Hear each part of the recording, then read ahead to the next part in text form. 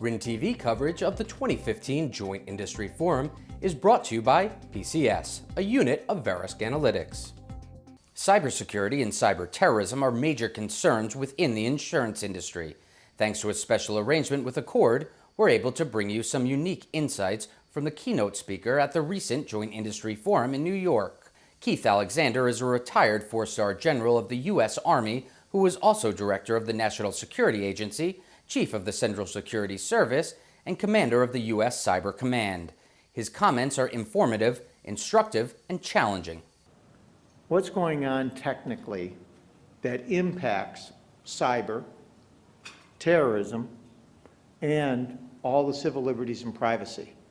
Because I think for you, for those of you in this business here, that's where the risk is changing. In 2014, the amount of unique information that was created is 3.5 zettabytes. Yes, I had to look up what a zettabyte was. I thought it was an animal from Africa. It's not. It's 3.5 with 21 zeros after it. That's more unique information than was created in the last 5,000 years combined. In this year, it will double again. The amount of new technical information and new technical devices is doubling every 2 years. The top 10 in-demand jobs for 2013-2014 did not exist in 2004. Look at what we have working in the workplace today. We have, the traditionalists, we have the baby boomers, we have the Gen X, and we have the millennials. That's people who talk about call me, write me, email me, text me. All in the same workplace, all communicating differently. If you remember back in 2000, a multi-billion-dollar program to map the first human genome, now they're going to be doing it on iPads in the not too distant future, and it'll cost you about $1,000. Why do you want that done for your family and stuff? Because it tells you the probability, I think from an insurance capability, this is great. It tells you the probability that you're going to get this disease, this disease, this disease, and I think it holds the secret for how we'll solve a lot of this. Let's go back 5 years on the vulnerability, 7 years. Look what happened first with Estonia, right? They got attacked with the largest distributed denial of service attack, probably by a nation state or those acting in Russia's best interest when the Estonians tipped over that Stalin monument in Tallinn. A year later in Georgia, coinciding with a physical attack into Georgia, Russian hackers once again attacked Georgia banks and government infrastructure with distributed denial of service attacks. Remember the attacks against Saudi Aramco, right? A wiper virus, similar to, but not the same version that was used against Sony, hit Saudi Aramco, destroyed the data on over 30,000 systems, hit RAS gas about a week later. Then between August of 2012 and the April timeframe of 2013, the financial institutions were hit with about 350 distributed denial of service attacks. And then in March and June of 2013, South Korea was hit with the same version of the wiper virus that hit Sony. You had a series of exploits that hit the Ukraine, from the Ukraine that hit Target, eBay, Home Depot, JP Morgan. You have the underlying technology that's shifting.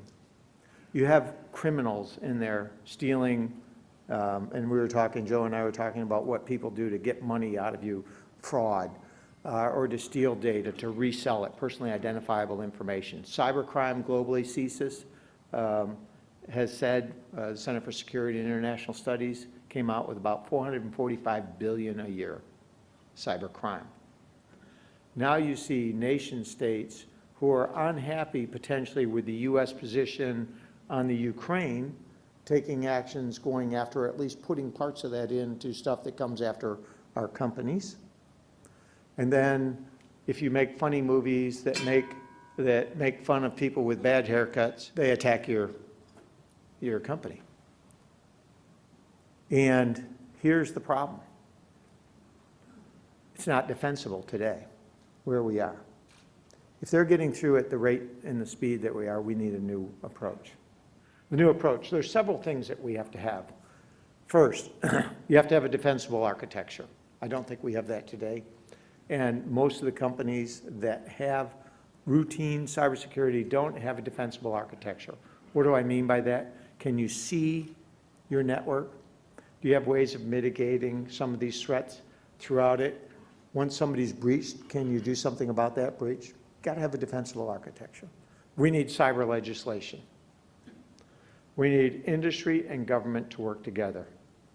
In reality, if you think about the amount of bad or malicious software that you see, that industry sees compared to what government is, it's orders of magnitude more. The government needs to work with industry to understand that threat landscape and vice versa. You see, when you look at what are they trying to create, what are the radical Islamic people trying to do, they're trying to set up an Islamic caliphate. They need a larger portion of the Muslim community to come their way.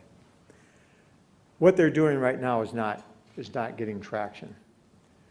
You attack a place like the Eiffel Tower, you kill a bunch of French and other people, you hit the Arc de Triomphe, the several other key places in France, and the French people already are upset over immigration, the 7 to 10% Muslim population, and the whiplash back against that population is going to be huge. And the Islamic world is going to say this is wrong, and they're going to be right, and we've got a problem. We cannot let that happen. You can't ask law enforcement and the government to stop these without the tools. You're going to have something. You have to have a way of solving these problems.